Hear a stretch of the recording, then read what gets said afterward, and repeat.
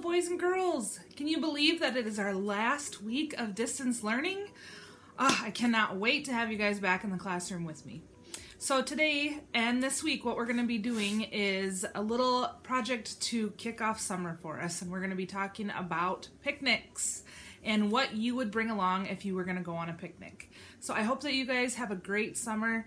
I am so sad that I don't get to say goodbye to you at school, but I can't wait to see you all next year. And for you fourth graders, make sure that you come back and visit me at Prairie next year.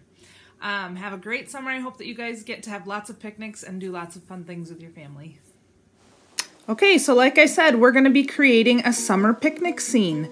So what I want you to think about are what are some of the main foods that you would love to have on a picnic. Would you bring a sandwich, pizza, tacos, chicken? Would you bring a burger or a hot dog? You can choose whatever your main food you would want to have along. You can choose whatever you want. So after you choose your main food, you have to start thinking about what other kinds of foods you would want to have on the side of your main food, like fruits, vegetables, chips. Don't forget the dessert. So there are a few ways that we could create this project. You could use extra paper that you have laying around the house and cut your objects out and glue them together. Here's an example of some pizza or a sandwich. You could cut all the little things out and draw on them to make them look like what you would want to bring on a picnic.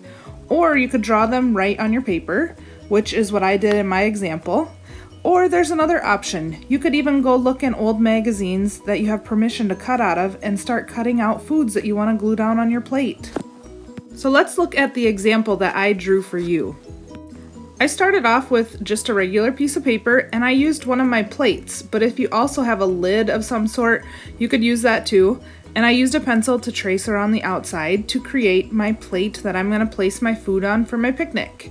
So after I got done with that, I used a ruler to draw some lines in the background to make it look like a picnic tablecloth. But you could also, if you don't have a ruler, you can just draw straight lines, or you could use maybe the edge of something like a cereal box, something that would give you a straight line, and you could use that as a ruler too, since we're not measuring. I did remember to stop because I wanted to draw my fork and my spoon first before I finished my background. So anything that you are going to draw on the outside of your plate, you want to draw it first before you draw your checkered pattern on the background.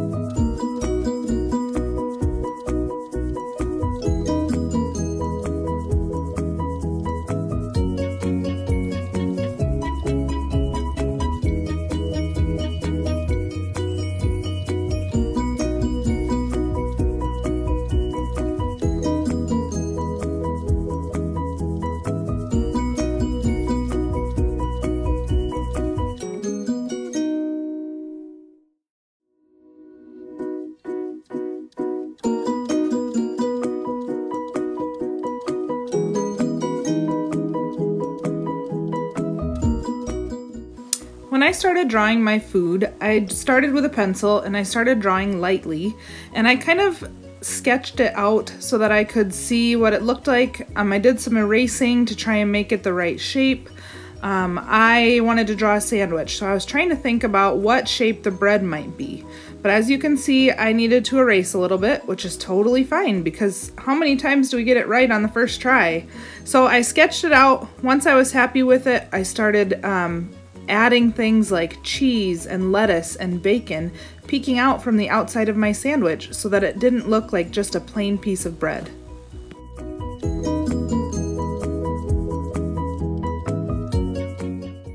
After I finished my sandwich, I started thinking about what other kinds of food I would want to bring on a picnic.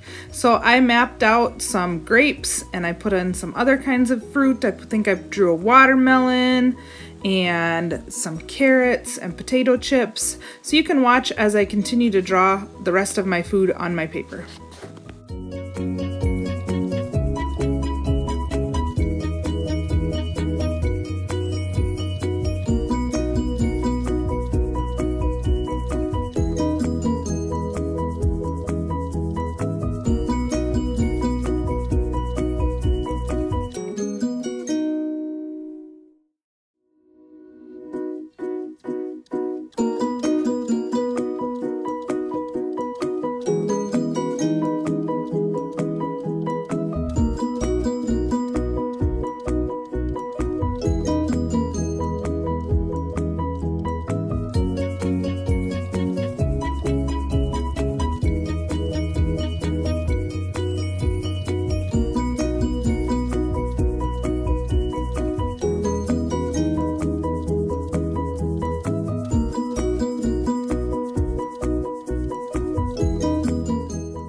After I got everything drawn and mapped out how I liked it, I decided to trace over a few things with a Sharpie.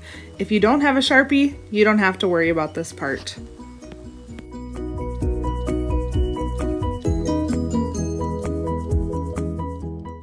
I decided I wanted to color my picture in with crayons because it had a lot of color options. But you can use whatever you have. Markers, crayons, colored pencils, any of that is fine. Or like I said before, if you would rather cut out your objects out of paper and glue it all together, or if you want to look for magazine pictures of food and cut them out, of course with permission, you could do that too. The first thing I started coloring in was my background tablecloth. So I chose the color red because that's kind of a staple image when you're talking about picnics, is a red and white tablecloth. Don't forget that every other box should be red. So if you're going across in a straight line, it'll be red, white. Or if you're going diagonal like I did, when the corners touch diagonally, then you know that they have to both be red. And the same would go for the white ones. When they are diagonal from each other and the corners are touching, then they're both white.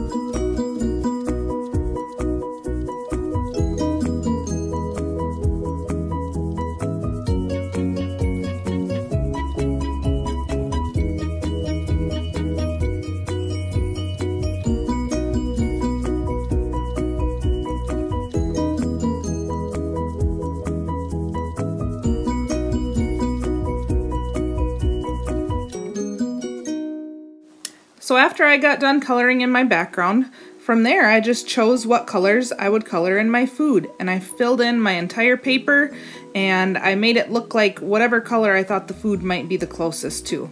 So like for my bread, I colored in yellow with a little bit of light brown on top so it would kind of look tan since I didn't have a tan crayon.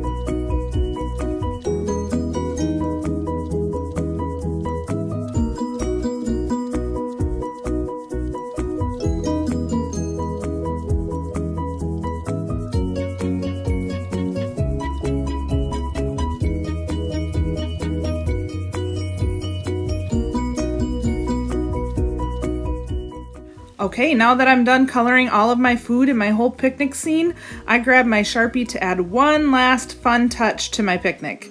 Ants! It seems like whenever you're gonna have a picnic and eat food on the ground, the ants always show up to the party.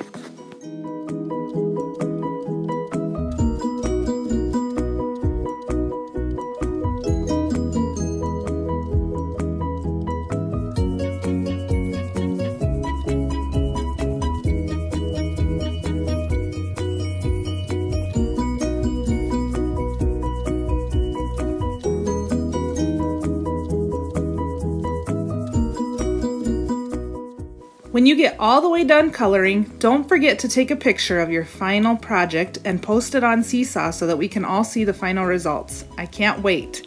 I hope you guys have a wonderful summer.